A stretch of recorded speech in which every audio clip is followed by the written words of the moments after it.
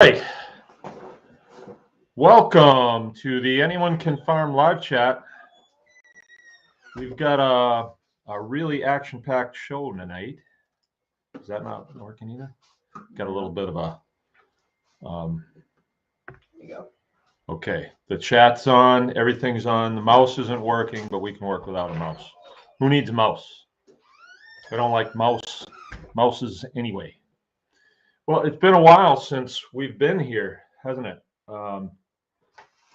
Last week. Well, first of all, welcome to the Anyone Can Farm live chat. I'm Mark, your host, coming to you from Baker's Green Acres in Marion, Michigan. If you don't know where Marion, Michigan is, Michigan is shaped like a mitten, and we're right here at the base of the ring finger. So this is where Detroit is down here. That's the no-go zone, and this is the thumb. But we're right up here. So it's called Northern Lower Michigan. And then there's the Upper Peninsula that's up here. Right? You got to go across the 5-mile bridge to get there. And it's it's like the Old West up there. It's pretty there's some population centers, but there's not many people up there compared to the lower part of Michigan. Well, let's see if we get that mustache fixed. Our show tonight is the topic is solution mindset. The homestead is the solution. And our sponsors are Baker's Green Acres CSA turkeys and chickens and Tribe Plus. Now, what the CSA is the Community Supported Agricultural Program. You just call it that.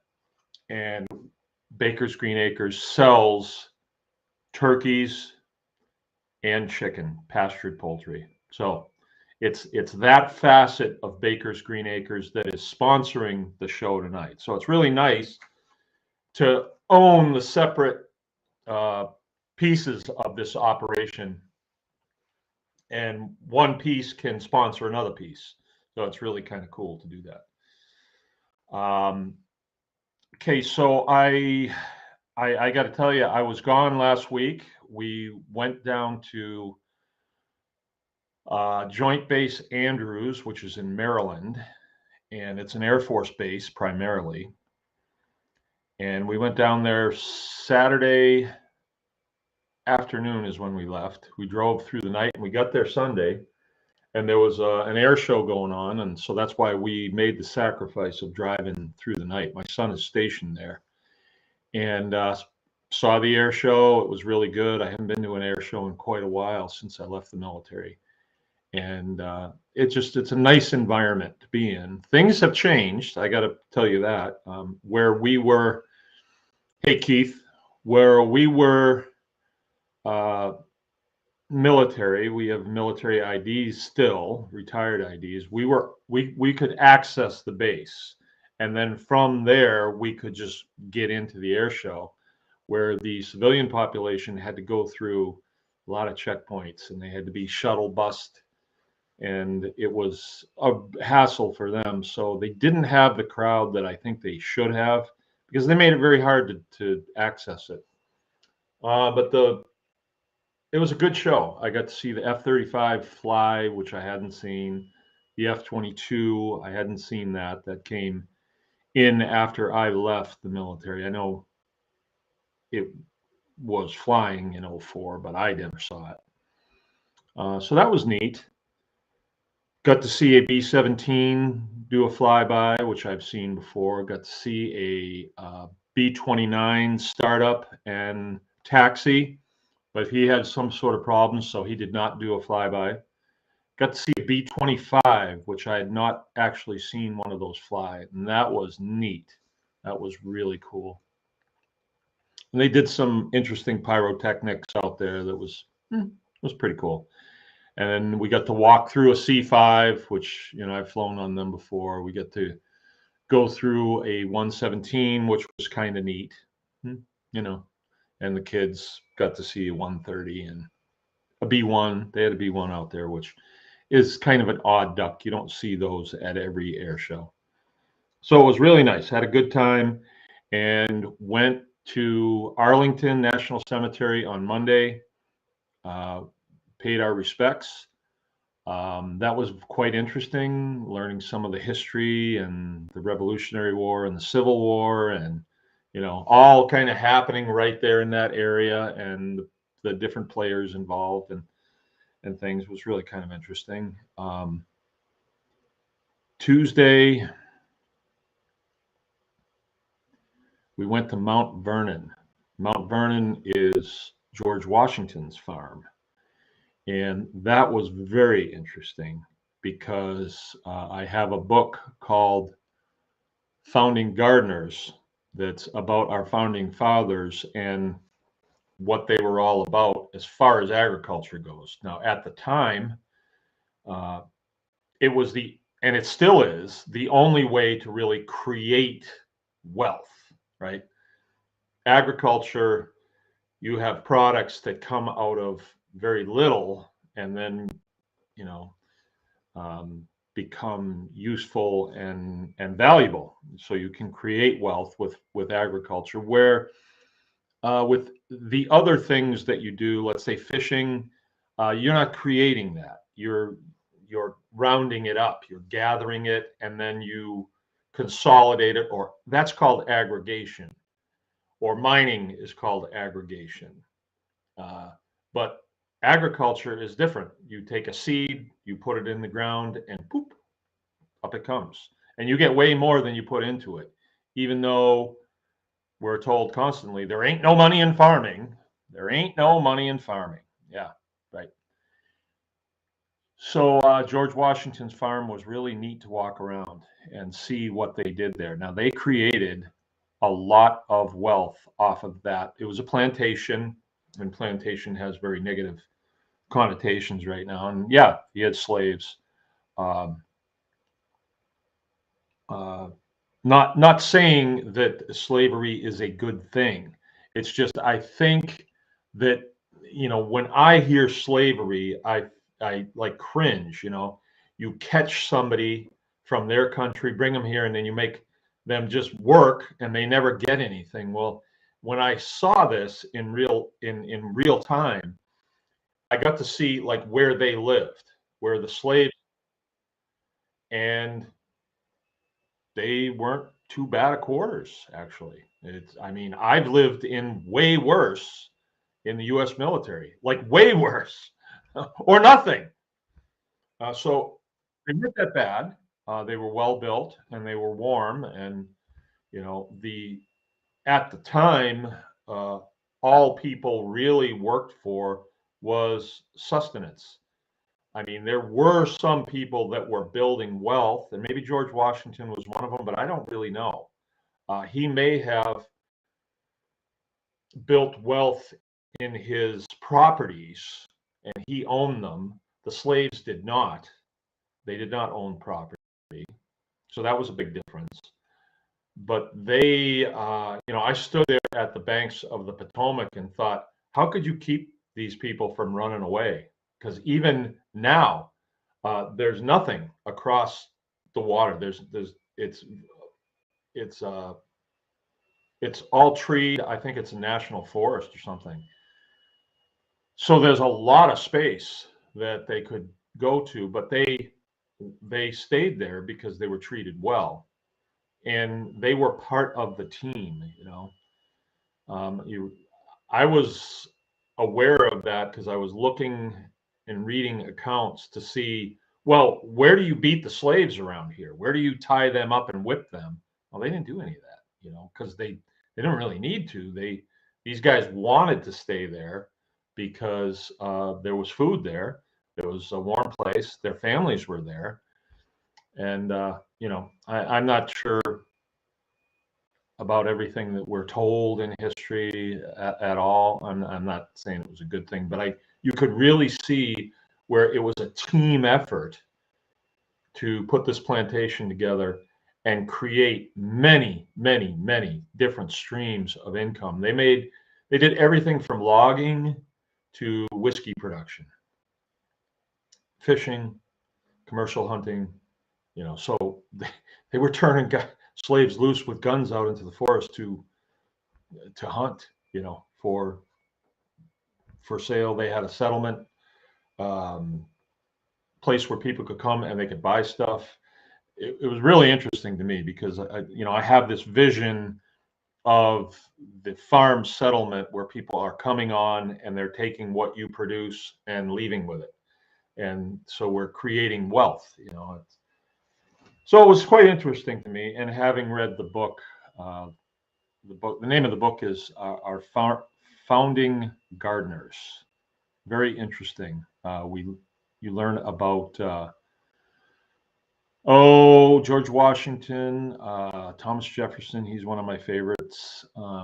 Benjamin Franklin. I mean, these guys were all avid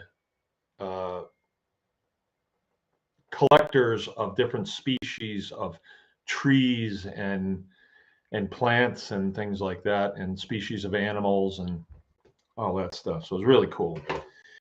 Anyway, we had a good time. I visited with some friends down there. I did an interview Tuesday night with Mike Adams, and it came out pretty good. I think we're going to be doing a follow-up interview.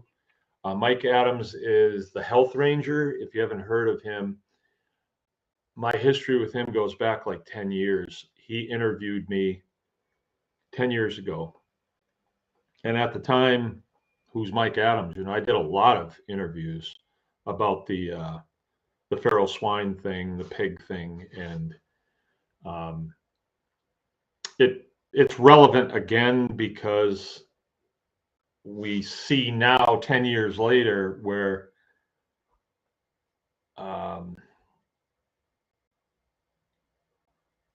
we're supposed to be in a food shortage, right? I mean, is it created? Like, why is there a food? Oh, I know, Russia, right? Yeah. Well, I think it'd be a lot worse if all the family farms had been shut down, but they weren't. So it was an interesting interview, and I think we're going to follow it up. He's a purveyor of information and all around good guy. He was one of the first ones to get kicked off YouTube because he talks about things that people don't like, and people don't like being about, right? So anyway, we had a good interview, and you can find it on BitChute or Rumble. So you just put in Mike Adams, and then you can put my name in there too. I went and looked for it. It didn't look on phone. It didn't look like everybody else's interview. It didn't have my face on it, and I got to thinking, well, what's going on here? But I don't know. It's just phones don't always do what they're supposed to do. Anyway, I got something else that I want to show you. Let's see. Okay, Nancy's here. The cleric's with us. Belva's with us. And the Abundant Living, your health and wellness coach. So that's Jill is with us. So I wanted to show you something that I got in the mail that I'm really impressed with. And this comes from Dave and Sonia. I think it's Sonia's handiwork, but are they here? I wonder if they checked in yet. Off Grid with Dave and Sonia. Yep. So this is a cookie, right? And I haven't eaten one yet because we want to think about what to do with these, I mean, I know we can just wolf them down. But this cookie is supposed to taste like bacon flavored cookie. So I thought maybe I should bust one open and eat it online. And then this is I'm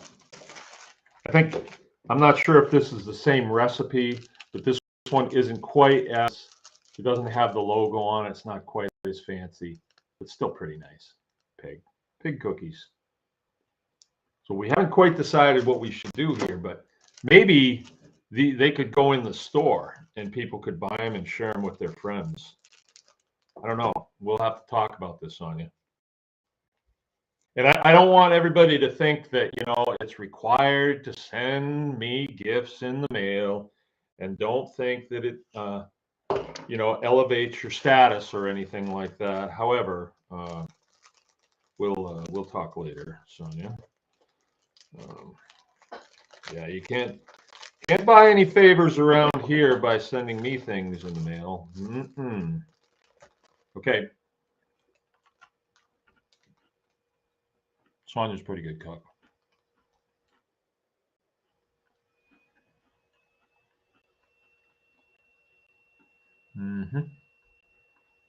Outstanding. That is not a bacon flavored one, but it is pretty good. It's like strawberry, kind of. Very nice. Very nice. As I told you, Sonia and Dave stayed here for the weekend over at the campground. And Sonia said, hey, how about if we have lunch over here on whatever day, Sunday? We were like, all right, sure. Somebody wants to invite us to a meal? No problem. We went over. They were cooking in just their kind of trailer. It's just a utility trailer that they've retrofitted with solar and air conditioning and a lot of really cool, innovative things that Dave's kind of worked out. And Sonia cooked this meal with just solar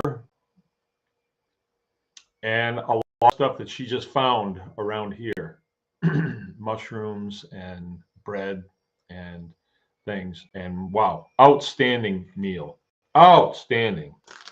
Okay, here we go. This is the anyone can farm pig. Boy, it's so nice. You know, I hate to just bite into it. Look at that. Great work. I gotta see how this is done. Was that a sticker on there? No, this is supposed to be bacon flavored.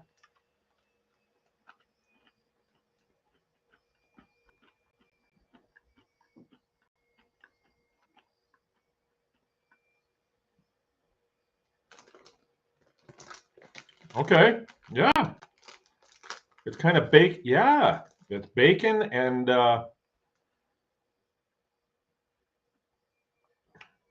maple. Wow, that's nice. That is really good.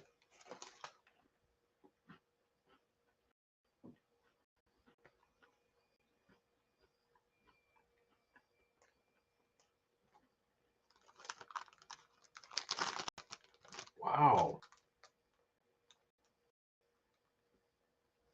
It's decorative and think that it would taste good. It's just like for looking at, but that's a good cookie. And here I was sitting up last night watching a documentary, and there was nothing really to eat. And all those were sitting there, and I never thought about eating them. You know, they're too nice looking. You don't want to. It's a good thing I didn't, because late at night and you're eating, watching a documentary. I don't know about you. All right. Thank you, Sonia. Thank you very much. All right. So, here is my topic for tonight, and this is an easy one. This is really easy.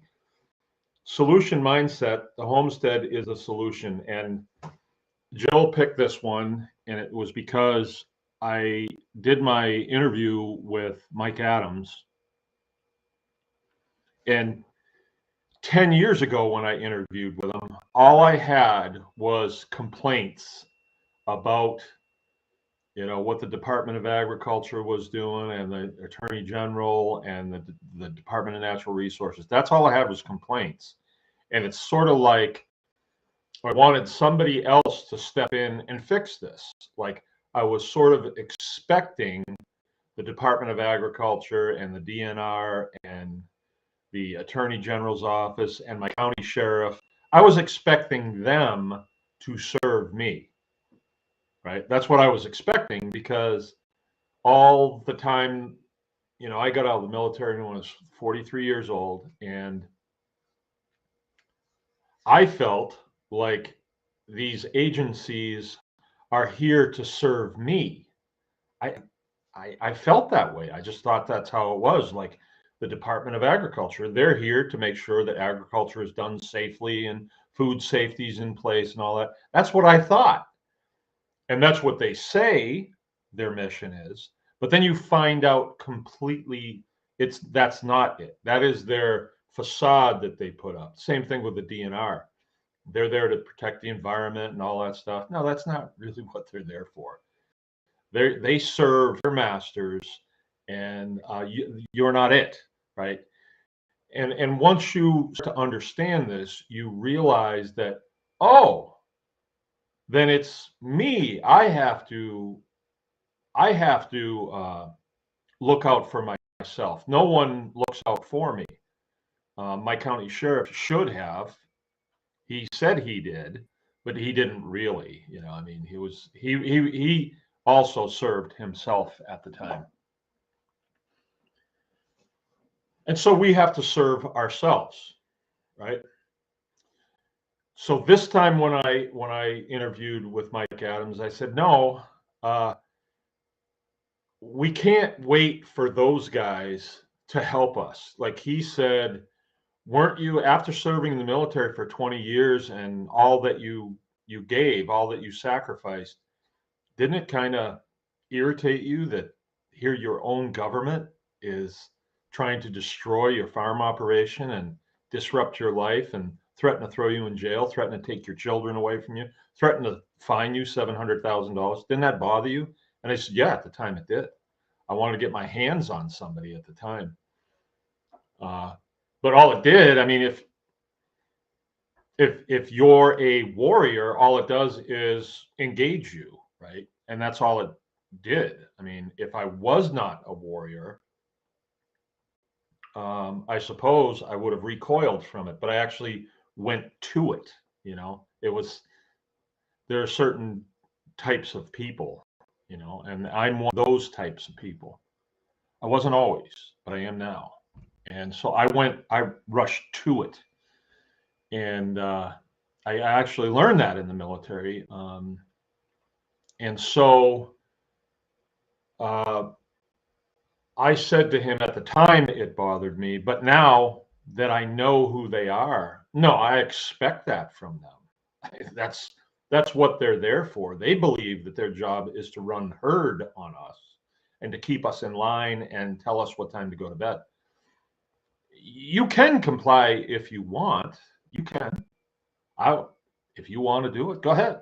They'll be all over you. But if you do not want to engage with them, you don't have to engage with them. You just don't. You don't have to enter into any of their contracts or any of their agreements or anything like that. No licensing, none of that stuff.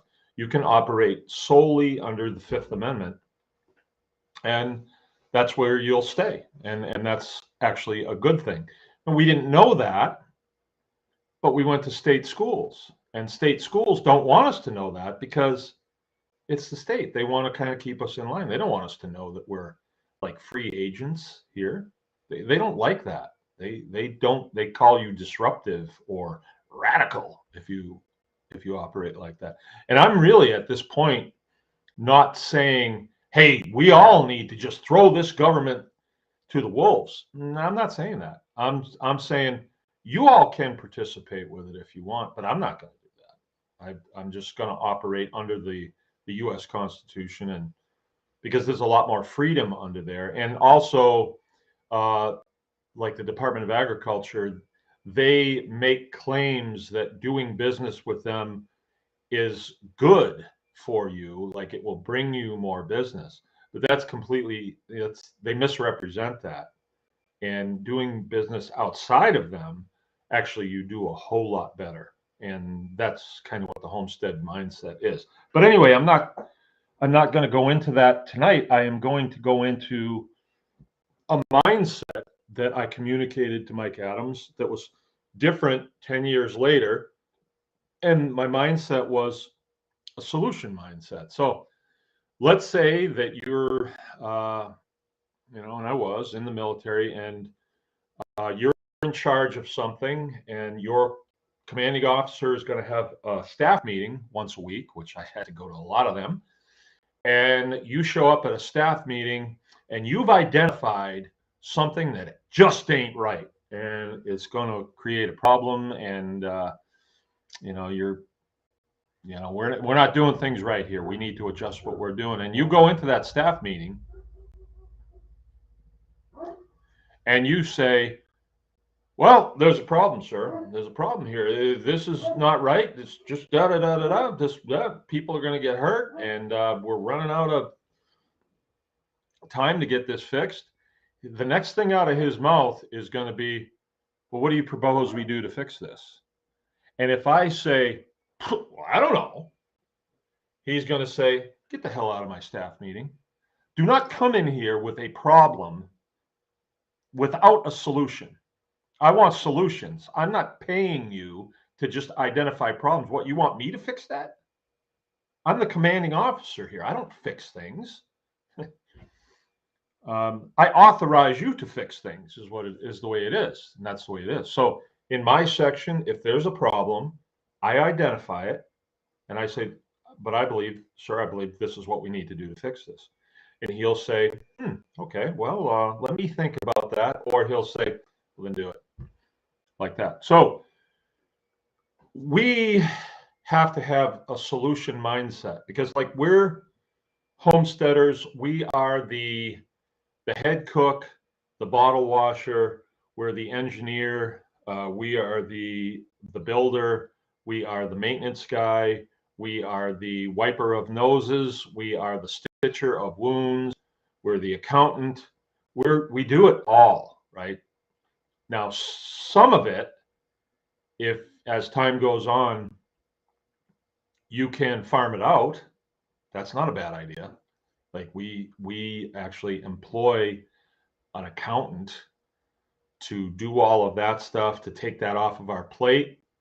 I wish I could pay him in chickens, but he wants dollars to do it. Okay, I'll pay you in dollars. And he makes sure that that's done right, so that there's never a problem there where it's not really our thing, and we could wade through it and get something done, but then you send it in and it could have red flags all over it, and then you got some auditor breathing down your neck, and we don't want that.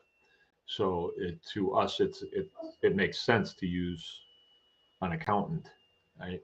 And that's, Patty's going to be on tomorrow night on the Tribe Plus, and she's going to be there so you can ask questions to her, and she's our accounting agency's tax lawyer, right? So she's supposed to know everything there is to know about S corps and all that stuff. And so you can, if you're a Tribe Plus member, you can ask her questions directly on the Zoom call. By the way, if you're having problems with that, just call the farm and get Jill on the phone. She's walked people through it. Navigating the internet, it's like push the blue button and you'll get there, but somebody who created it probably needs to help you get through it. Many people have gotten into it.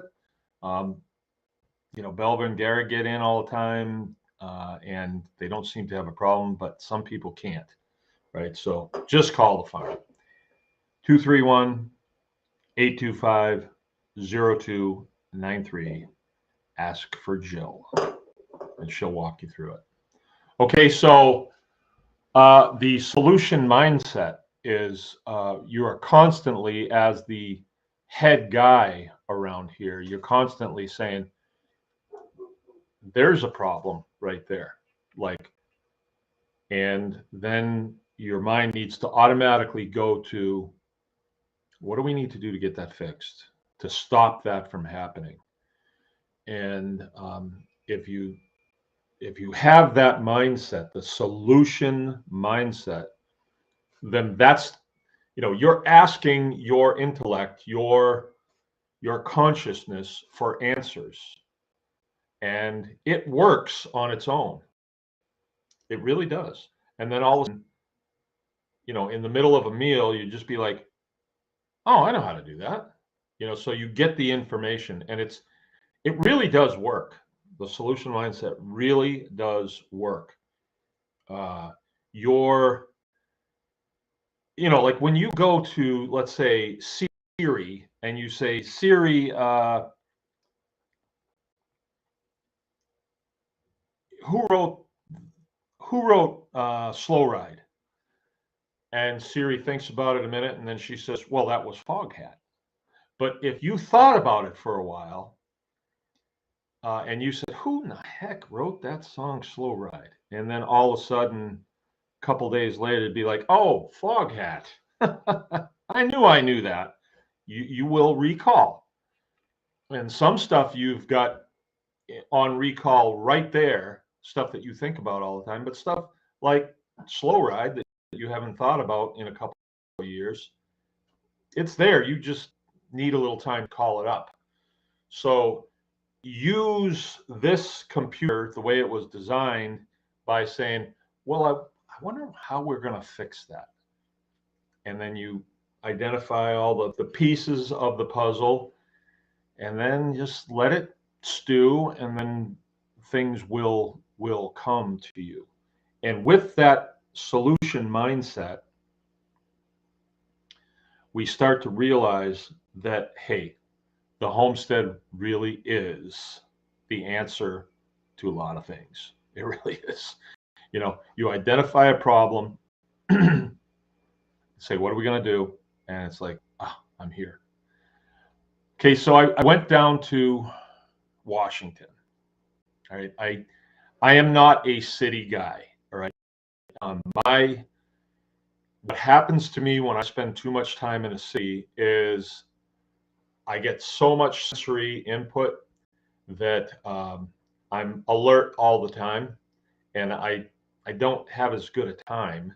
I can't really relax. I always have to be watching what's going on. I want to make sure that there's nothing unauthorized happening. That's just my way. And so I don't relax very well when I'm in that environment. But this time I intentionally looked past that. I knew I was in a relatively safe environment. And I said, what would it be like to live here? What would it be like if I lived in that house right there? And I came and I shopped on the base and I did all that stuff. What would that be like for me? And very quickly realized that, well, if that was something that I found not too distasteful, I would probably be here, because as a former military member, there's jobs for you. I mean, there's lots of jobs and they pay really good. Contracting jobs, all kinds of stuff like that. But I don't find that environment to be, I don't like it. I like to, certain things about my life. I like to, have coffee in my underwear. Well, some people would have a problem with that. Or just, be able to not have any neighbors. I like that. If I want to sight my deer rifle in off of the back porch, nobody cares if I want to do that. And it's pretty loud. Things like that. I like to have the space around me. I like to work. I don't really feel like I'm working if I'm doing spreadsheets and, filling in things or writing policy letters or anything like that. That to me is just, I don't like. My day today was I am building a brand new chicken area. And I'm really going big on this, right? Because a lot of things that have happened this summer. The class we had with Craig Schaff, you Tribe Plus people, when that comes out, you have to listen to it. I don't know if it has yet, but he talked about looking at everything as though it was just a unit of energy. We have a tendency as Americans to look at everything as dollars. What's that worth? Instead of how much energy is it? Right. So he said everything needs to be viewed in BTUs and calories, which is both units of measure of energy. So let's just say calories. Everything needs to be viewed in calories. Yeah, right. We use calories, BTUs. That must be like the Queen's people use BTUs. Them redcoats, right? And when I view my chickens, just the egg-laying chickens and their area and stuff, which honestly, in the past, I have told you all that we just keep so the kids have something to do, and we have eggs to eat, as if it's not a big deal. Eggs are a big deal. But now that I look at it in calories, like what are the capabilities of those chickens? What can they do to create calories or store calories or process calories? What can they do, right? How do I get them to work for me? And I start looking at them and like, I can dump uh, a bucket load of compost in there, and they will pick through it meticulously. And anything in there that they want to eat, they'll eat it, but they will spread it out. I can dump in a bucket load of apple cores, and they will open those things up, take the seeds out, and eat them. Nothing else wants to eat those seeds. I can put in a load of bread, and they'll just rip through it and take what they want. We do a processing of a pig, and we have a bunch of bones that just have a little bit of meat left on them that we couldn't get off. Like just small pieces of meat. You just put that skeleton in there, they'll go through it, and they will get everything off of that. You put a pig's hide in there, pieces of the hide with the fat side up, and they will take every piece of fat off that. It'll be just a hide. And then from there, the hide can go to the dogs. The dogs will break it down even further. Chickens will do a lot. And so this in my new area, I'm going to have much bigger runs that I can access with my tractor and my tiller. So they're going to be generating fertile soil for me out there, or soil that I can scrape off with their manure on it and add to my compost pile, because I really want to expand my composting operation. Why? Because with the solution mindset, I realized that this is the solution to many things that are not quite right on my farm that need to be tuned up. So recently, and this, a lot of the information that I'm going to share with you now came from Craig Schaff. We used to think that if we had an infestation of something, let's say roe Schaefer's, it's a little bug that you have, then, oh, we must be missing pesticide. It's sort of like saying, oh, I have a headache. Oh, that's because I'm not taking enough aspirin. No, that's like aspirin will dull the pain, but that headache is caused by something else. And taking aspirin is it's a temporary fix, but that's not why you have a headache, is because of lack of aspirin. Sort of like if you have roe Schaefer's or Japanese beetles or all the things, the pests, it's because you're out of balance out there, right? So, what's the fix on balancing the soils? What's the fix on balancing the gut flora on your animals? You have animals that are not quite healthy. They're kind of hunched back, and what's going on here?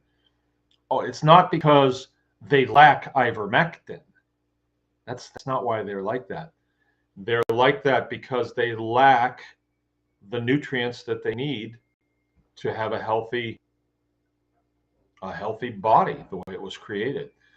All right, so pigs are created. Pigs are somebody's handiwork. Right? They're pretty neat animals, pretty intricate animals, just like humans. And to operate properly, they need certain things. If we take a pig and we just put it on water, that's not going to be enough. Well, we'll feed them snow and see how they do. They're not going to do very well. Like, they need calories, but they also need nutrients, and the nutrients can be all kinds of things. Like, and what, like our bodies, I require certain nutrients, and like I get some pretty healthy food and as much as I want, and it comes from a healthy farm that has healthy soil and healthy grass. The whole system here, the health is increasing all the time. And so the produce that I get nourishes me, so I don't have to be taking Centrum Silver. Never took it. We never bought it. I got accused by a nurse practitioner a couple of years ago. Come on, you're on something. You got to be on something. I said, no, I'm not on anything. I'm not taking anything. I don't hardly even take aspirin. But that's about the only thing I do take is aspirin once in a while. And that's usually because I'm out of balance, because I sit up late at night watching documentaries and eat things like this. And that puts me out of balance. And that's when I get a headache. It's like if you drink 10 beers, you're definitely out of balance. You get way too much of something, you'll get a headache, right? So don't do that. And don't eat a lot of cookies. Keep it balanced. So the solution to infestations is not, oh, I need pesticides out here. No, it's actually, you need to bring your soils into balance, and then you'll have healthy plants that will not be subject to infestation. What is infestation? This is good. Know your enemy. Know your enemy. If you have Japanese beetles, um, why do they come?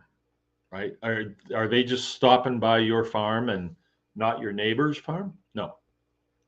They come by because your plants sprout.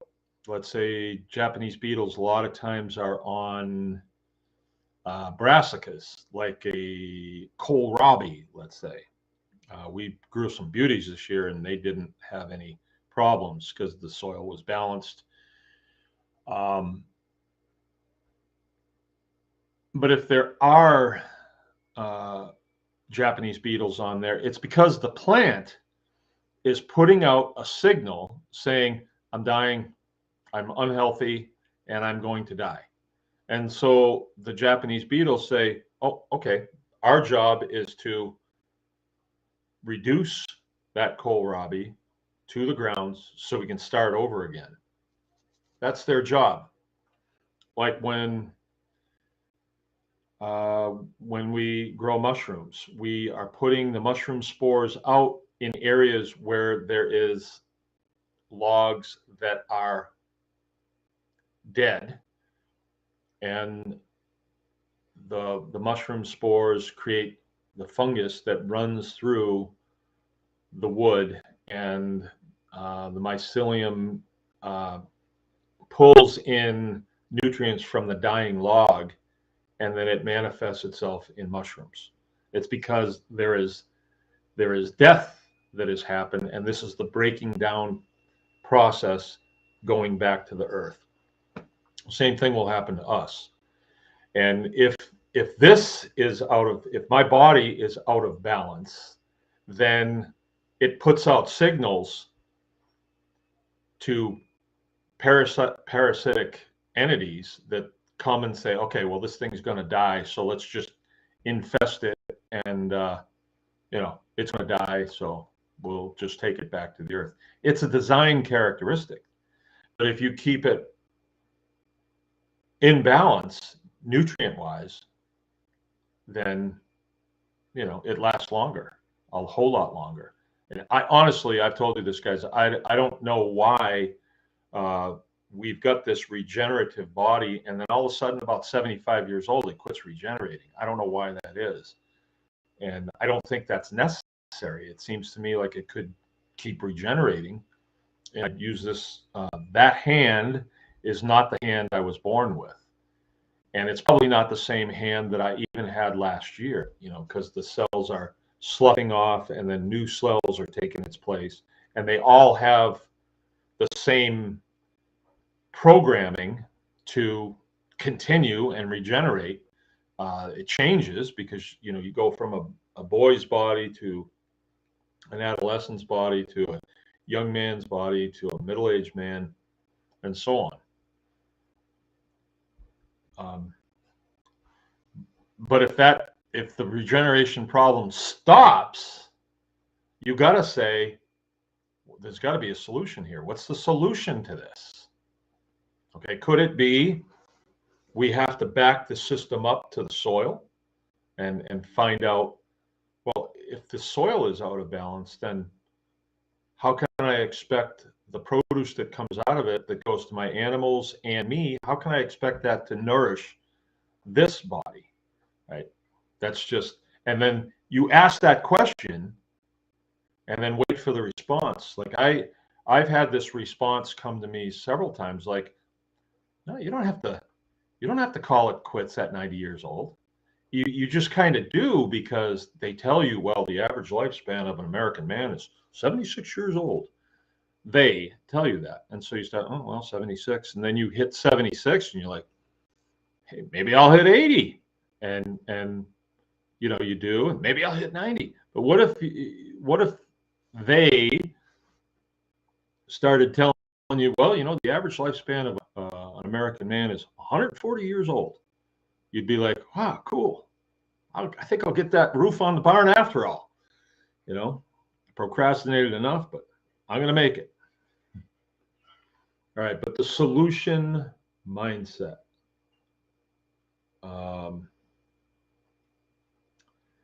We can exercise this it's sort of like casting when you're bass fishing. You cast here, nothing bites there. You move over a little bit, nothing bites there. You move over a little, and so on. And then you start back over here again, or you go all the way here and then you come back, right? We can exercise the solution mindset like incrementally. And in the farming world, it's more straightforward, I think, than, let's say, if we were a human resources firm. Let's say you were a human resources officer of a company. I think it would be what a nightmare. I wouldn't want anything to do with it. But in the farming business, we are actually dealing with 1, 2, 3, 4, 5 species of animals, and then 1, 2, 3, 4, 15 species of plants. And we can apply that solution mindset to every single one of them, as far as what? Now we really start talking categories. Okay, containment, nutrition, sales, processing, right? Everything that we grow on the farm, even if it's like green beans, okay, they don't go in the can the way they come off the vine. You have to do something else. There has to be, the problem would be, well, if I put the beans in the can without snipping them, they're not as pleasant to eat. What am I going to do? I know, I'll snip them, and then I'll break them in half and put them in the can. Oh, we came up with a solution. And somewhere along the line, somebody figured that out. Now, when we come online with this operation, we might just like, okay, that's the way my mom showed me how to do it. Here's how you do it. Why do we do it that way? I don't know. My mom showed me how to do that. Okay, well, somebody came up with the solution. And a lot of us, especially, we did not grow up doing this. So if I had asked my mom before she passed away, how do I butcher a chicken? She'd be like, don't ask me. I have no idea. She grew up in in the Boston area. She did not, as far as I know, there was none of that going on in the city. I believe.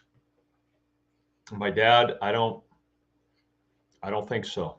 I don't think so. When he came back from World War II, he went right into engineering and right into the power production, world. Actually, a municipal power distribution system is what he was doing. And so I don't think he ever did anything with livestock that I know of. We had rabbits at my house, I think. Yeah, we did. We had rabbits, but he never did any processing with them or anything. He helped me build a cage. That was pretty cool. And we did some gardening, and my mother did some processing of like tomatoes, and I think that was about it. No, she made pickles. Yeah, and probably frozen squash. Back then, it just made it to the table. I didn't know where it came from. I didn't really care. Well, well, well, if it ain't Mike Bocker. Finally catch this live. All right, cool. Miss you guys, man. We got a rule now. We don't let people stay any longer than 10 days because we get attached to them, right? And then it's painful when they leave. But no, what a good time. Just very, very fun visit, very fun summer. It went by really quick, didn't it? So if you guys don't know, Mike Bocker is a fellow that we missed. We met out in Texas at Sean's place. We did a Homestead Hog Harvest out there and got to talking, and him and his family are nomads. They live in a fifth wheel and they travel around the country. And so he was the guy that I told you all when I got back, I'm building a campground because I want to get these guys to come out and stay. And so we did build a campground and it worked. They came, stayed, supposed to only stay for a couple of days, and they wound up staying for like 3 months. No, 3 weeks. But I never thought they'd leave, but they did. It was a good time. We had a really good time. I really miss those kids. I really miss them, really miss them. Anyway, more of the solution mindset. This is for everything. It really is for everything, because one of the mainstays of homesteading is you're never going to be saying, well, that ain't my job. Or you're never going to be saying, I don't know how to do that. You won't say that. You'll say, well, I don't know how to do that yet.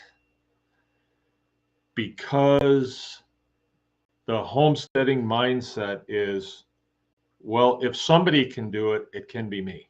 If the brakes are out on that vehicle and I got to take them to have somebody do it, then it could be me that does it. I can do it. You guys are going to say, well, I know, Mark, you contract out a lot of stuff with Spears maintenance, and I do.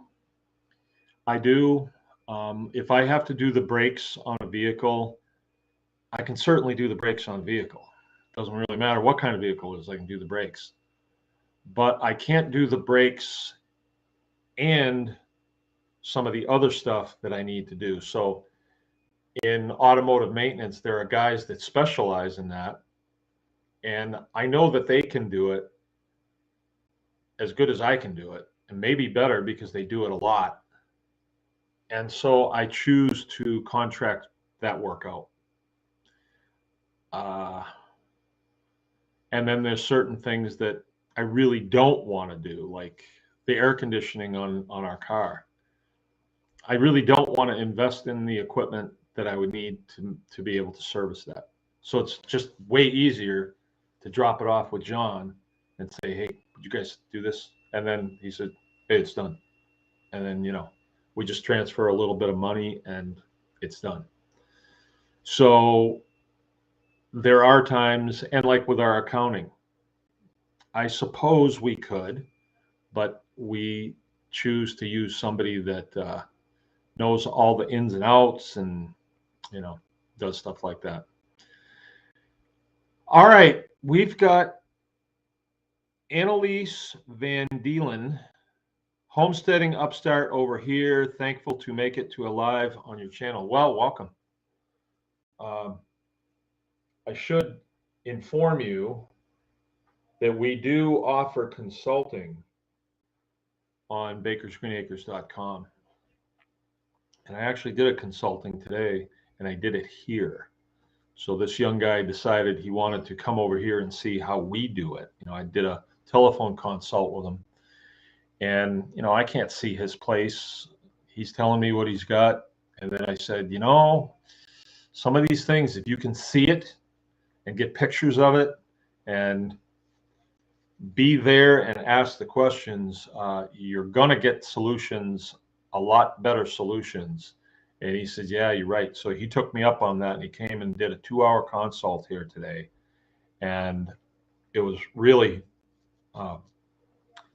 really neat, because it's a young guy that's leaning forward and trying to do the best that he can. And I just can pour right into him. And so it went really well. But that's something you might consider. Your homestead is definitely going to be a lot of different processes, you know, unless you just pick one. But that's commercial farming model. It's like, what do you do? I'm a tomato producer. You do anything else? Nope. Tomatoes. That's it. It's sort of like Bubba, you know. I know everything there is to know about shrimping. You can boil it, you can broil it, all that stuff. So he does nothing but shrimping. Do you change your socks? No, I shrimp. That's it. I do shrimping. All right. Well, the homesteader, he's got a lot on his plate. He's got soil, he's got butchering, he's got veterinary things that he needs to know. He can always crack a book open and learn something about the career field that he's in. And I think I should tell you this too. Homesteading has evolved. I believe it has evolved. At least it has in my mind. Before I was just commercial farming. So I was raising as much chickens as I could, and we were funneling them to restaurants. And, you know, so I was on the road a lot. We were butchering a lot. We had 30 chicken tractors that we were running all the time. And I really had this mindset where I just want to do one thing and do it well. And Joel was kind of like, well, we need multiple sources here of income. And really, even with chickens, you're not doing just one thing. You have to be able to raise them. You have to be able to build the tractors. You have to be able to distribute water to them, distribute feed to them. You have to be able to butcher them. And then you have to be able to distribute the chicken. So there's a lot of different things there. And if you can distribute chickens, then you could be distributing pork too at the same time. So, well, let's butcher some pigs. Well, butchering pigs and butchering chickens, not the same thing, but they're close. So that's where we were until we realized that being in that predicament, we were somewhat forced contractually to do business with like the likes of the county health department and the Michigan Department of Agriculture. And you don't want to partner with them if you don't have to, because they're horribly inefficient and they are not invested in your welfare. They're not. I don't know really who they work for, honestly. It's hard to know. They say they're interested in the health of the public, but that's such BS. You know, it's like you visit my farm once every 5 years, and then let's say someone does get sick. Do you take responsibility for that? No. And how can you ensure any kind of safety or health or anything like that visiting once every 5 years? It's the stupidest thing. They're, you know, it's just dumb. But the homesteading model is different. You're totally ditching all that contractual regulation or anything like that. You're ditching all that and you're saying, no, I don't want to participate. And then you're just running your own. You don't do restaurants, you don't do farmers markets, you just do other families, is what you do. And well, the point I was going to make was homesteading has taken on this aura of, well, it's kind of a hobby, and you're making your own food and all this stuff. And I would come through and I would say, well, you eat a lot of food, don't you? If you can create your own food and you got a full-time job, you're way ahead of the game, right? But there's nothing that says that if you need 50 chickens for your home, a chicken a week, but you raise 300 of them, it's not saying you can't sell them to your friends and family. Of course you can. It's business between citizens is a mainstay of American lifestyle. You can do business with people. You don't have to have any kind of license or anything like that.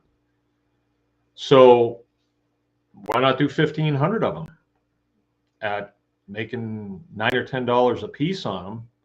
That's a chunk of change. That could be a part-time job, a full-time job for a husband and wife. Could be. And same thing with, if you can raise 2 pigs, you can raise 15 pigs on pasture. Okay, let's see what Annalise says. My husband runs his own commercial pig farm, 600 sows, fair to finish. But on our property, I'm working to build up our own family homestead. It's something I'm expanding as my experience grows. Good for you.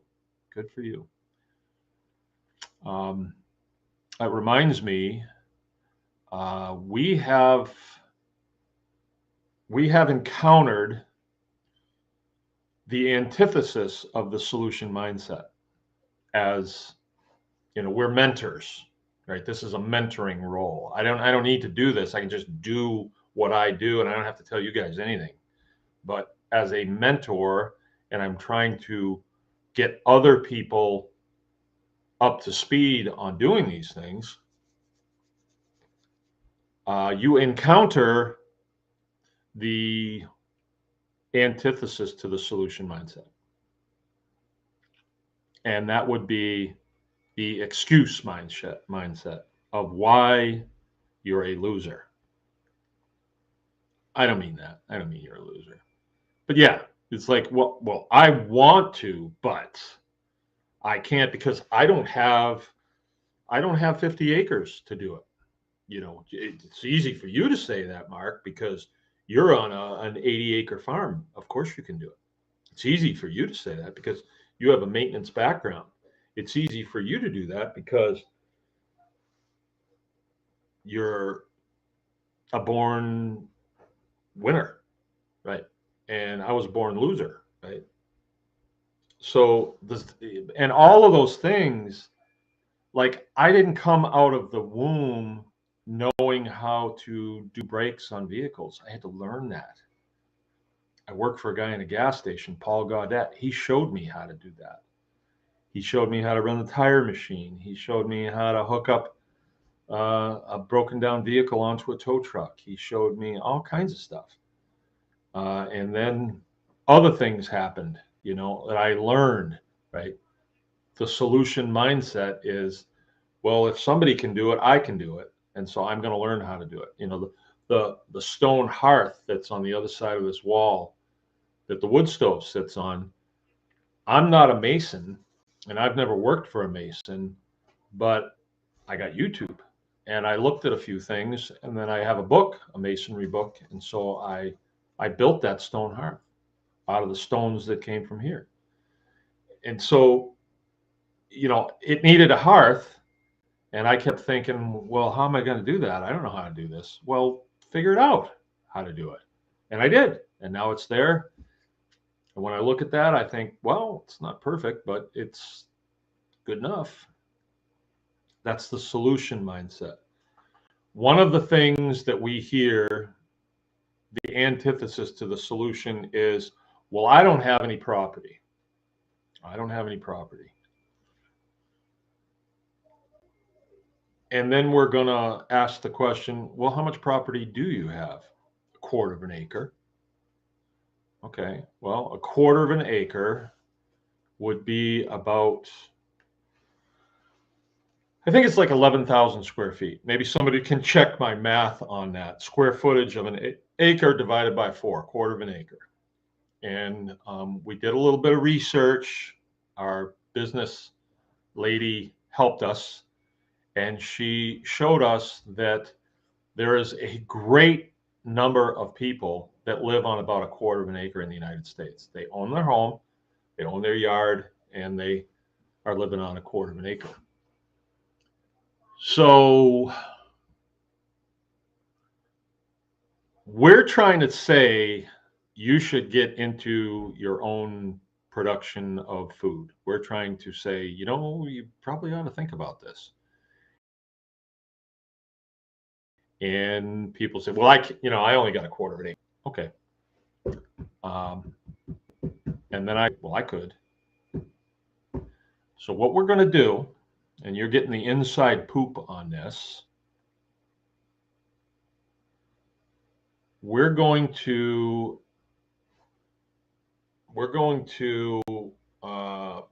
cordon off a quarter acre on the new property next door. We're going to cordon it off, and we're going to do it in conjunction with there's a garage over there that has little living quarters in it. And we're going to use that as a mock home. And this quarter acre, we're going to do a Baker's Green Acres quarter acre homestead. This is coming. The idea has caught on with my staff. Everybody likes it. There's so much content there to see. Okay. Is it 11,000 then? Okay, 43.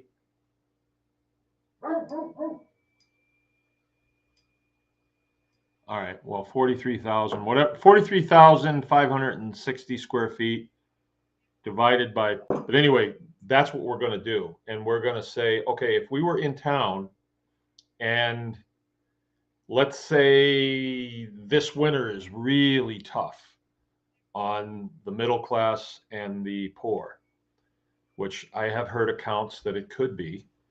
I've heard that. And they come from pretty good sources. And it does make sense. It's not like the people in Washington are going to say, well, we better kick in a little extra money so everybody can do well. They're not going to. They're going to say, well, that's got to come out of the poor people. So let's say that happens this winter. Do you think next spring it's going to be a hard sell to tell people, you could be growing a lot of food on this quarter acre you got here instead of just nothing? Instead of mowing a lawn, you could grow quite a bit of food on here. No, you can't grow any food on a quarter of an acre. Oh, yeah? Here's all the content you need on bakersgreenacres.com or the Anyone Can Farm experience. Content of how to. And this isn't something that I'm going to have to sit down and do a serious amount of calculation on. It's like, all right, I know that my family eats beef. All right, 10,890 square feet. All right, thanks, Jamie. My family eats a lot of beef. So can I raise some beef on a quarter of an acre? And people might say, you can't do that because you don't have enough grass for the beef to eat. If I had 5 acres, I don't have enough grass for the beef to eat. I would still have to bring in stuff, right? And if I bring in, let's say, round bales, and I stage them properly, the naysayer is going to say, well, I don't have a tractor to move those round bales. Well, if you stage them properly, they're round.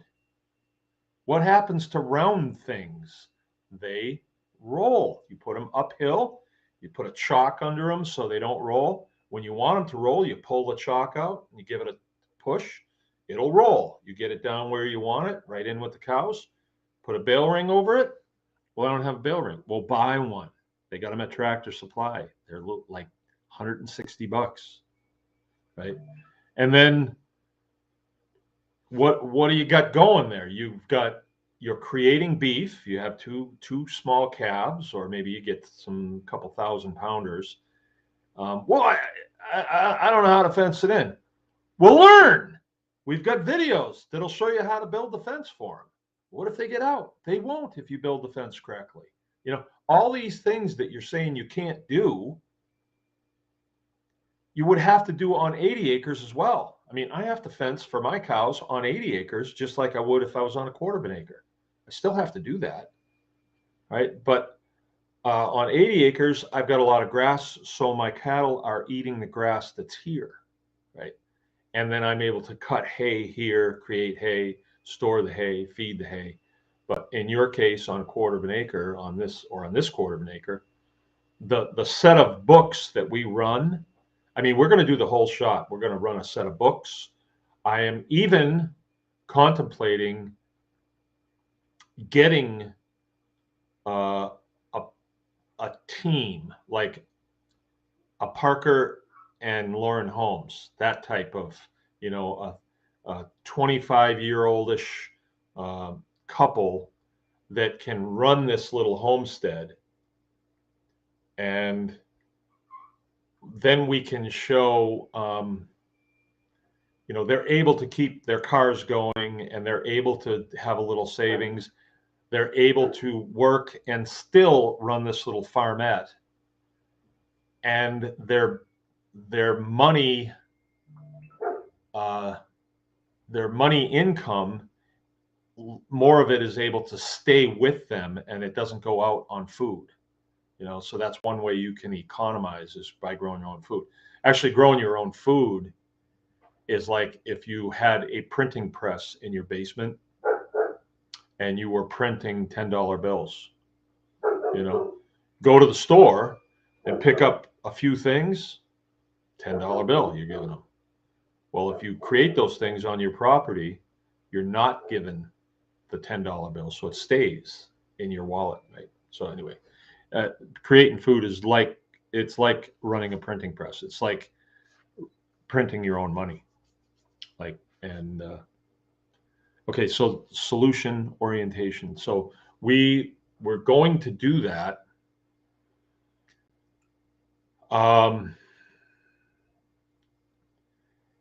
And then make that available to Tribe Plus people, right? So it's outstanding content for the people that live in town and are really stuck. And I'm not bagging on them like, oh, you're a bunch of wusses because you keep on saying, well, I can't do it. And a lot of people are like, well, I don't think I can do that, because you don't know. I mean, my parents got to showed us how to do other things, not farm things, but they can be applied to farm things. Like, you really can do anything. And I agree with you on some projects, like butchering a cow. Be like, well, I don't know how to do that. Well, actually, you do. If we went through the steps and then you said, well, I guess that I can do. Well, couple that with something else that you can do, and now you've coupled processes together, and before you know it, you're packaging up steaks. And it's not a uniform thickness. Well, it's not going to make any difference when you're frying it up, is it? It will make a turd, right? Which, by the way, we are going to have a beef processing class this year. And if you would like to get in on that, it is going to be a 2-day class. And what it differs from the hog processing class, which is coming too. That's coming in the first weekend in November. If you haven't signed up for that and you want to, you better do it quick, because I don't think there's many seats open. We were going to go to 16 people in the class. That got shot down. My staff was like, no way. 12 works, 3 people per team. Okay, so we'll stay with that. So it's going to be just 12 people in the class, but we're going to do multiple classes. And if there is not a sense of urgency in your being, then I don't know. There should be. I would have that sense of urgency. I have that sense of urgency for you, actually. And I said, hey, Thanksgiving weekend, let's do a hog harvest. Well, Thanksgiving weekend, people won't come. They will if they know what's good for them. Oh, you can sit home and eat a butterball turkey and watch NFL. That's going to get you places. That's really going to get you somewhere. Don't you get it? They want, you don't want to be doing that. You want to be preparing yourself for the rigors of life. And it could get more rigorous. But either way, the solution mindset, the homestead is the solution to so many things. If you have the homestead that I have, the Wu flu came and went, and it's like, didn't affect me. It really didn't affect me, other than some smart mouth chick telling me I need to put a face mask on, which I had a good time with that. I told her, actually, I don't, because here I am in the store and I don't have a face mask on. So I guess I don't really, and I'm not going to. So I had a good time with that. But what the homestead can do for you is it can put you on a super solid footing that when the next thing that they spring on you comes, then it will be like, okay, I don't, like, I mean, they did kind of try it this year, didn't they? I mean, we started to hear murmurings of, oh, the bird flu, Don't be raising any chickens, you guys. You're gonna create global warming if you do that. I don't know what they were saying, but they were saying that we shouldn't be doing chickens this year, and people were kind of like, we fell for this once, but I don't think so. I don't think we're going to do this. So they lost a lot of ground, but what are they going to do next? Is the question. And people have said to me, I don't think they're going to be able to try anything next, because people are so skeptical of these government weenies, Department of Agriculture weenies, and the whole lot of them. Like, if you listen to them and you put any stock in what they say, you deserve what you get. Honestly, I hate to say that. And I'm not here on a crusade to tell everybody that they're weenies. That's not my point. I think you should know that by now. But if you are on the homestead, a good solid homestead, you've got a good solid footing to where if there's the next thing, monkeypox or Omicron or whatever it is, the next thing is going to be. I mean, you never know. These guys might set off a nuke someplace. You never know. They might do it, or just say they did, and then the idiots on the TV will reiterate, "Oh yeah, there was a nuke. Yeah, they did it for sure. Yeah." They do that stuff all the time. But if you're solidly grounded and you're not dependent on everybody for everything, then it just doesn't affect you that much. I mean, I think the Wu flu was the best example. I mean, that was a well orchestrated, timed ambush. They waited until a certain day. They had all the videos lined up. They had all the information lined up. They had all the stores lined out that were going to stay open. They had all the stickers to go on the floor. They had it all lined up. And then they sprung the ambush on people. They put all that information out there. When people saw it, they got scared. I don't blame them. I don't blame the people for getting scared. It was fairly well done. And then, if you want to go in the store, you have to walk in a certain direction. they wouldn't let you in a group. You had to go in one, and so just like, you know, the people would yell at you like, "You're going the wrong direction," and people, "Oh, I didn't know. I know it's very important that I walk the right direction in the store. You know, you don't want to go the wrong direction. That could you could pass somebody and catch the Wu flu and all that stuff." So the solution really for that was on the homestead. I didn't have to go to the store. When I went to the store, it was kind of recreation, honestly. It's like, let's see how freaked out everybody is when I walk in here, you know, and let's see who's going to get in my face. And when you, a certain posture going in, when you're kind of like, come on, they pick it up and they just like leave you alone. My kids going in, they'll jump them, you know, and my wife, they'll jump her. But yeah. Annalise, LOL, I purposely walked in the wrong direction. You are a scamp. What do you think you're doing? Yeah. Yeah. Yeah. I know how you Canadians are. I do. I know how you Canadians are. You're always trying to stir it up. Sorry. Sorry. I'm sorry. Uh, okay, let's see.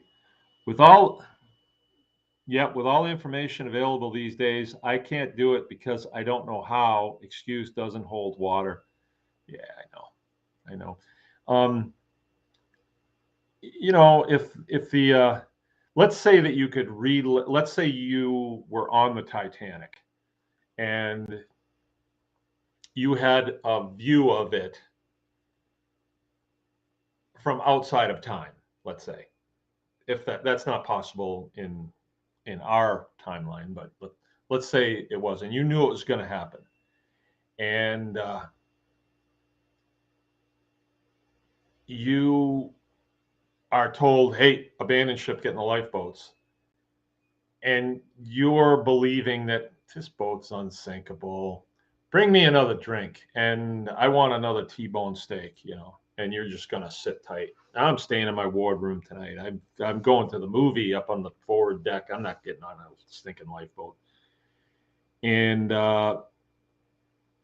some people would be doing. Some people did do that, but with a view of what's going to happen, I would get in the lifeboat. I might, if that T-bone was ready, I'd say, "Can I get a to-go box with that?" And throw in a couple beers too, and then I'd get in one of them lifeboats, and I'd say, "Let's get away from this thing, so when it goes down, it doesn't suck us down." And I would say, "Hey, you all should get in the lifeboats. You should." And if they, go on, get in your own lifeboat, you idiot. We'll be sleeping in our wardroom tonight, you idiot. Don't. I just go. I'm not going to stress. And that is what is going on right now. People are saying, "You know what? I'm going to Knott's Berry Farm this week. I don't get time for this. I'm going to go do what I'm going to do. I have got no time for prepping, for preparedness, or anything like that."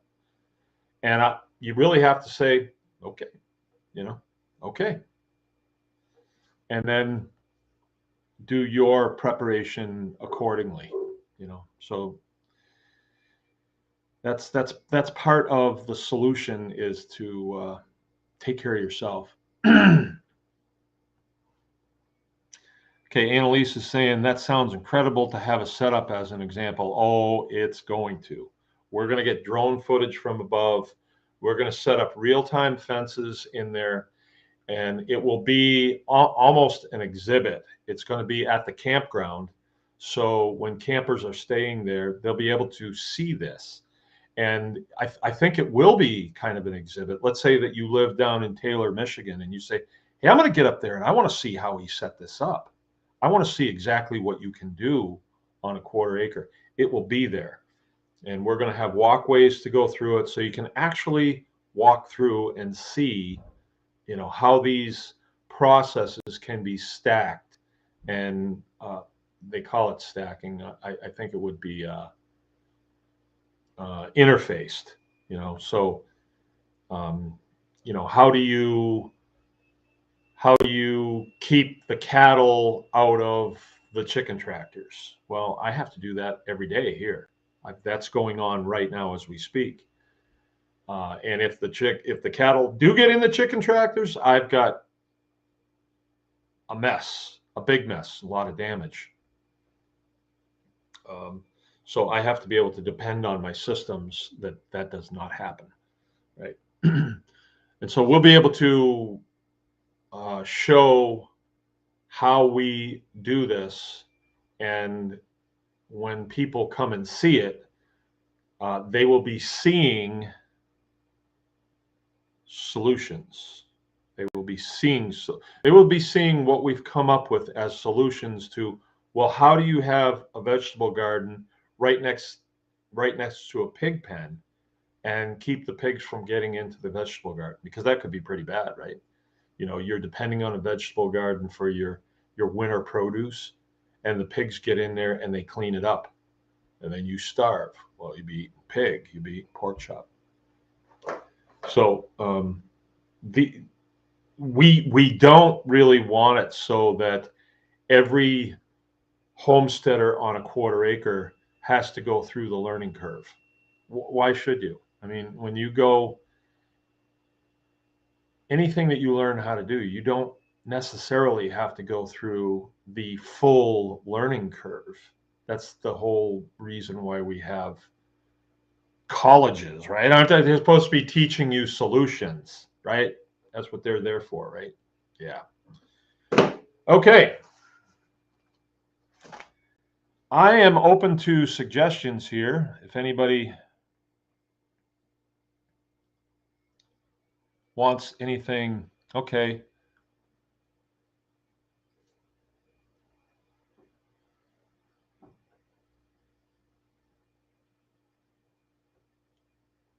Okay, Nathan P. says, been following along since 2018. Ooh, I don't have a mouse here, and I keep screwing it. Been following along. Always appreciate. I go too low, then I can't read it. Too high, can't read it. Too low, can't read it. I got a problem here. Dang.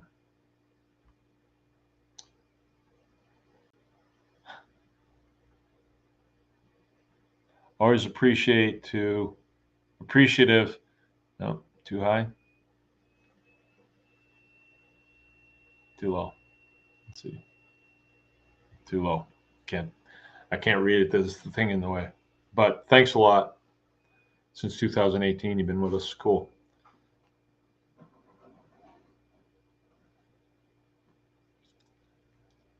Will you record those classes and share them? Yeah, that's the reason we're the reason we're going to do that, Annalise, is we're developing the Anyone Can Farm experience as an entity, a standalone entity. You know, the farm is an entity, and we really do farm, just like you really do farm. Without the reality of the farm operation going on here, you don't want to hear what I have to say about farming, right? You got to be doing the thing. This is a lot better with a mouse. But the idea of doing the quarter acre homestead is to be able to glean content off there, you know, have problems and solve those problems, and be able to share that in the Tribe Plus. So it's just all the content that goes into the Tribe Plus is the draw for you guys to become members, and that way we can pay the people that are making that content. It doesn't get made on its own. Joe has to do it, has to edit it, and we're trying to, make it pay, or else why do it? It's like purposely walk the wrong direction. Ooh, scallywag. Just for laughs. Sorry, I won't play by their book. Videotaping the classes for butchering pigs and beef included in the program. Yeah, there is one for the Homestead Hog Harvest. That is available through the Anyone Can Farm experience. It is not going to be free to the Plus members, but it'll be at a reduced rate because that's a big class. That's a big class. If people come to that class on farm, it's 3 days. Starts on a Friday. We start with live pigs. We're killing 2 pigs for the class, 12 people. The second day, Saturday, is we're breaking down the carcasses into primals. Sunday, we're making sausages and salting hams and bacons and all that stuff. So it's jam packed. It's a pretty rigorous weekend. It's a $650 for the 3 days, and you got to get your own lodging someplace downtown, or you can stay at the campground next door. It's kind of cold by then, so you really need something to stay in. People have slept in tents. I don't recommend that because the day is long, and you really might not sleep good in it. Maybe you would if you're used to that and you had a good tent. Maybe, I don't know. I'm a big proponent these days of saving my energy. Right, I save it because I know if I blow it all in the morning, then I'm dog tired in the afternoon, and then I usually do something stupid like drink a pot of coffee, and that keeps me up at night, and it's just a vicious cycle. So I try to save my energy if I can. The videotaping of the beef class has not happened because last year we did not do a class per se. We did we called up friends, people that have been here and taken our classes, and we called them and said, would you like to come and do this? So we can just see how it would be to have 10 people working on a beef that we've just knocked down, and we got a feeling for, yeah, everybody could participate. Not everybody can pull the trigger on the gun, and things like that. And the beauty of a class like that is if you get to see it real time, you're standing there, even if you did nothing but stand there with your hands in your pockets, you could say, oh, well, I can see you really need to have like a 15-foot tree branch that's stout enough you can pull a 1,000-pound cow up on. Oh, I never thought of that, but you'll think of that if you're watching us do it. Not that we don't use a tree branch anymore, but and then you get to ask questions like, okay, what do you do with the guts once you pull them out? Okay, good question. Well, we do this with this, we do this with this, and we do this with this. And, oh, what do you do with all the blood that comes out? Well, this is what we do with it. You could do something different. If you wanted to save it, you could do it like this.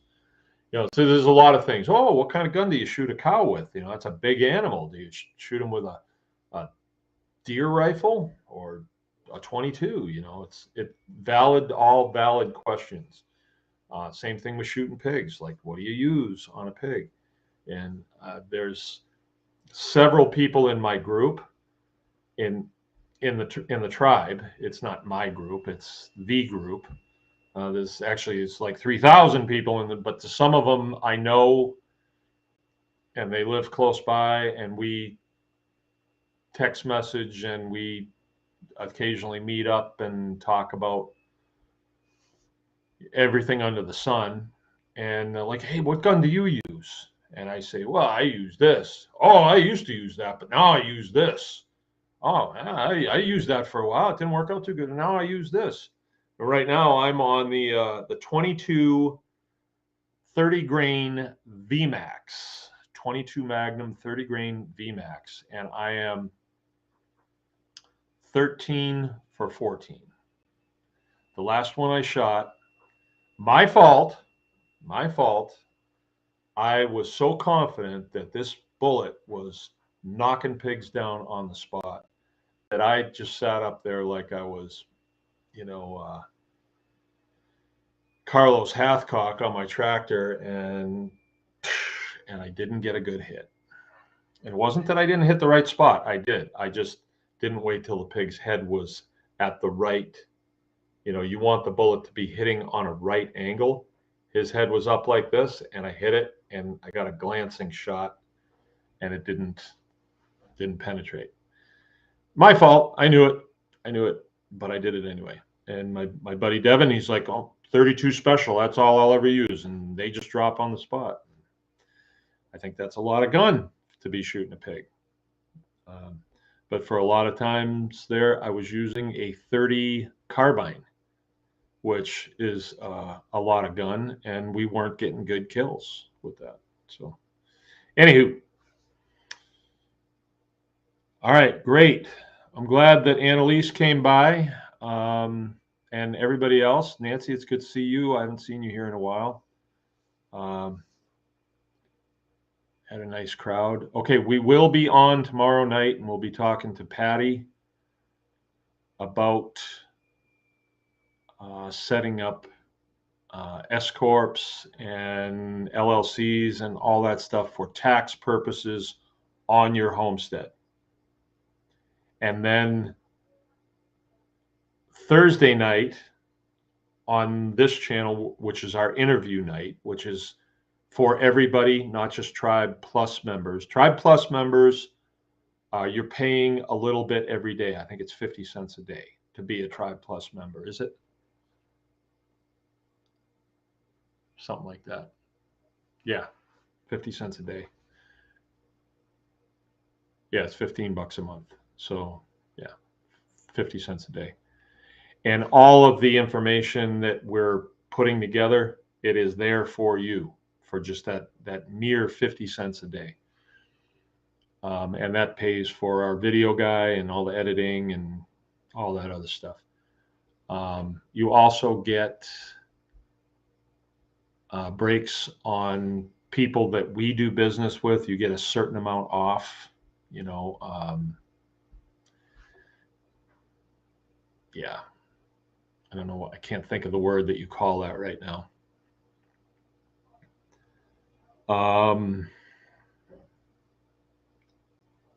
But Thursday night, we're going to be interviewing Theo Farmer. He is a friend of ours from out in Oregon. They run a farm called Helios Farms, and they're like us. They have processing on the farm, so they have an abattoir or a butcher shop on the farm. Discount codes, right, Melissa, that's right. And he's going to discuss the ins and outs of a buying club. Let's see, darn it all. It's a PMA.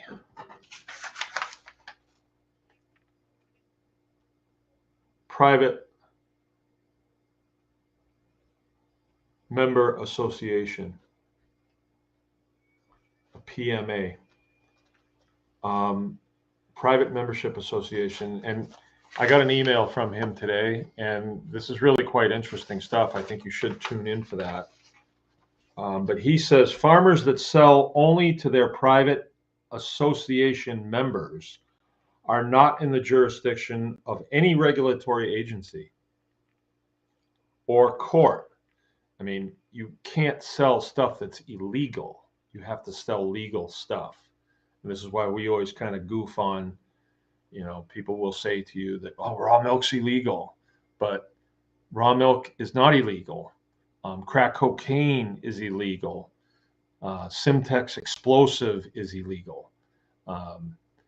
There's a lot of things that are illegal, but they are on the illegal substance or a controlled substance roster. And those things are illegal for us to possess, right? But milk is not one of them. It is not one of them. It's a rumor that they propagate it so much that people believe that, oh, raw milk is illegal. Is it illegal when it's in the cow's udder? Or is it illegal when you squirt it into the bucket?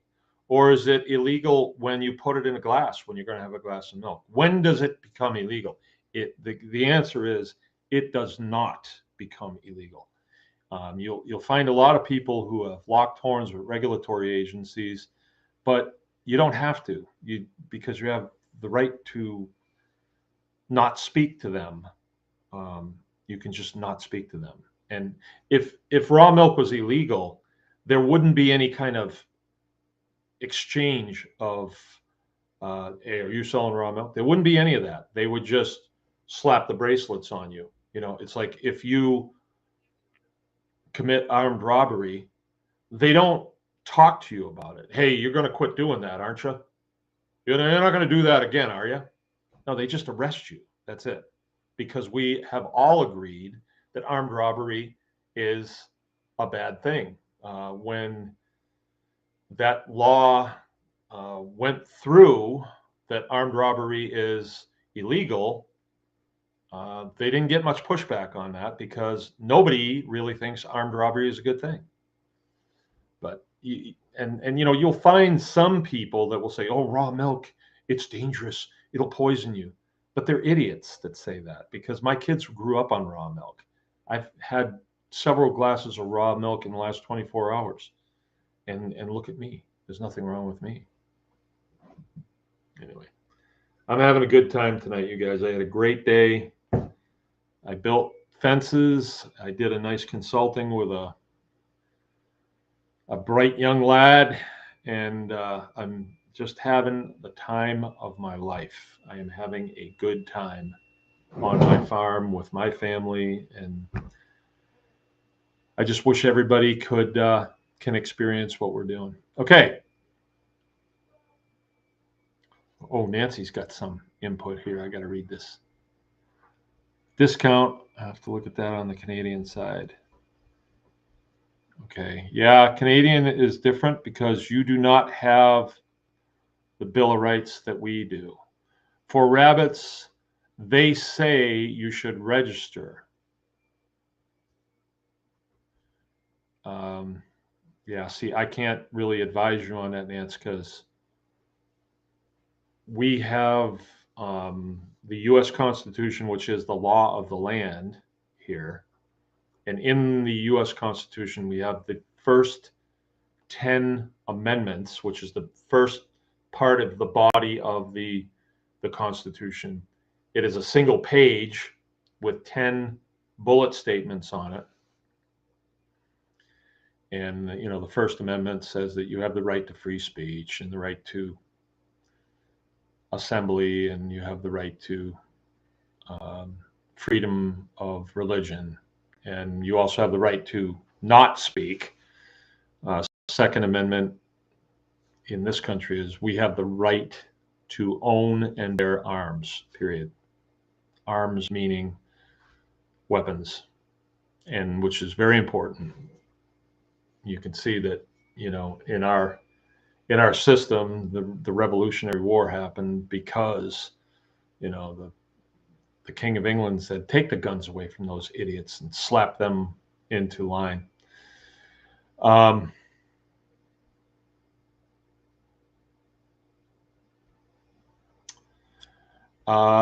And the Fourth Amendment, we're safe on our property. We're safe from illegal searches and seizures. So our government can't just come and kick the door down and search our property, and they have to have a warrant, and that's not easy to get. And the warrant has to be a sworn affidavit that a law enforcement officer believes that the law is being broken, not some stupid regulation that comes out of one of these stupid regulatory agencies like the Department of Agriculture. They can't, right? Unless you get into an agreement with them, which is why we say never agree to anything with them. Just do all of your business under the Fifth Amendment. Fifth Amendment says that your life, your liberty, and your property, which is also your process, is protected under due process of law, right? The due process of law. It doesn't say due process of regulation. It says law. A law and a regulation, they're two different animals, right? A regulation is supposed to augment a law. If a regulation is repugnant to the law, then you're not under any obligation to even look at it, never mind follow it, right? If it violates your constitutional right. So let's say they come out with a regulation that says you have to have a 3-compartment sink in your processing area. But your process is, no, I only have a 1-compartment sink. That's how I do it. Well, if they have a law saying that you have to have a 3-compartment sink, then without a 3-compartment sink, they could slap the bracelets on you and haul you off. But they have a regulation. So you can buy into it if you want,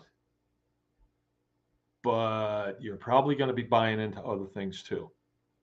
So you're better off not buying into any of their regulations and not licensing through them and just operate under the Fifth Amendment.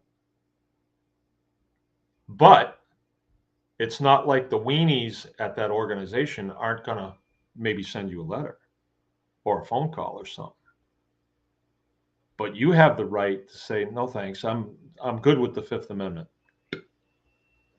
Or Department of what? Boom. You don't have to speak to them if you don't want to. They can't compel you to speak to them, right? All right, let's see. It could be different in your, province. I've heard rumblings of the FDA creating a home growers registry for our home gardens. Definitely won't be hopping on that bandwagon. No, hell no. Hell no. No, you don't have to tell them anything that you're doing. Why do they want to know? You got to ask that question. Why do you want to know? Why is it any of your business? Do you come down and dispatch some of your guys down to help me out? No. When I read documentation, I look for required by law, etc. If it's obscure, I make sure I print it out to be on the safe side. Has to have a legal definition. You know, another thing too is, let's say that, like the raw milk thing. You know, if I post a picture of a gallon of raw milk on Facebook and I say raw milk for sale, and I do it occasionally just to kind of pimple them a little bit, you'll have a hoop of people that will say, "Ooh, be careful, raw milk is illegal. You know, you're just opening yourself up." They'll shut you down. Think about that for a minute.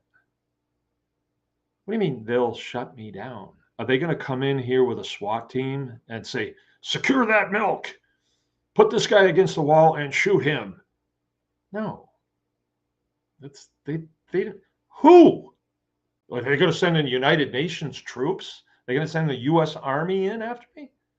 They don't have people to do that. What they rely on is a story here or there that gets headlines, like this Amos Miller thing that's going on, this Amish dude out in Pennsylvania, that the U.S. Marshals came in. I found out this weekend that's not true, but it's circulated the internet many times. You know, the U.S. Marshals came in, shut him down because he did what? You know, I found out a lot about that, and I'm not going to really comment on it because it's not relevant. But when you read that, you have a tendency to say, well, I don't want that to happen to me. So they have accomplished their mission. They've kept you from expanding the food system away from industrial ag.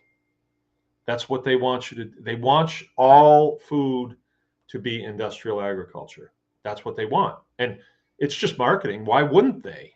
Why would industrial ag want to have to share with a bunch of scrote farmers on 80 acres here and there? Why would they want to do that? They don't. They want to control it all. And you can play along with that if you want, but you don't have to because they can't make you, right? They can't. You actually have a lot more authority as a U.S. citizen governed by a we are a representative republic, and we are governed by a constitution. So if you get that constitution, which is not hard to do, Google it, get the Bill of Rights, and start systematically reading down through that daily.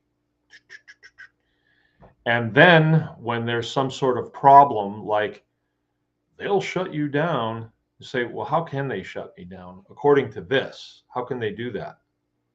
Well, according to this, they actually don't have the authority to shut you down at all. Well, how do they do this then? How do they shut people down? Well, it's because people go to them and say, well, I would like to butcher my rabbits on my farm. And they say, oh, we can sell you a license. Yeah, we can sell you a license. How'd you like to be in an agreement with us? We'll give you a little piece of paper you can put on the wall, display it proudly, and you only have to pay us $150 for it. And then you're safe, you know? Nobody's going to ever say you can't do it.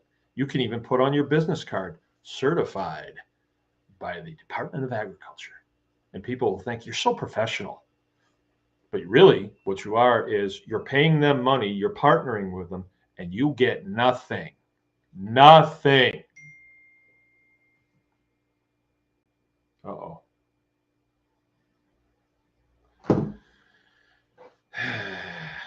That's a conversation for probably another time, because we're out of time. Ooh, it's almost 10 o'clock. I've gone almost 2 hours. I've been missing the show. I really have. All right, I'm going to get going. We will see you guys, Tribe Plus members. We'll see you tomorrow night. And then Friday, we'll have Theo Farmer on. And I think that is going to be a great show. I think PMAs are what homesteaders really need to be looking at. That's my thought. And we've got a lot of questions for Theo about this. That's how they run their operation. That's how we run ours too. We just don't say we have a PMA. We are just doing business with our neighbors and friends and neighbors. That's it. Friends, family, and neighbors. I don't do restaurants. I don't do farmers markets. I don't do retail stores. I don't need to, and you don't either. If you do farmers markets and you do retail stores and you do restaurants, you got to sell wholesale. Why would you sell wholesale? If you don't know what that means you're knocking off about 15% of what you've got coming just for the privilege of putting your product in some restaurant. And that restaurant, we only want the tenderloins. We don't want the rest of the pig. We only want the tenderloins. What do you want me to do with it? I don't know. It's not my problem. But you get to sell it in our restaurant. We even got a chalkboard. We'll put your name up there. Ooh, that'll be nice. Yeah, but we want it 15% cheaper. Oh, so why would you do that? You know, farmers markets. Why would you do that? You haul all this stuff to farmers market, and then you haul 3/4 of it home. Why? Why? You want your customers to come to you. Well, I don't know how to do that. Adopt a solution mindset, and you will figure it out. All right, I'm going to go. Good night, everybody. Remember, anyone can farm, and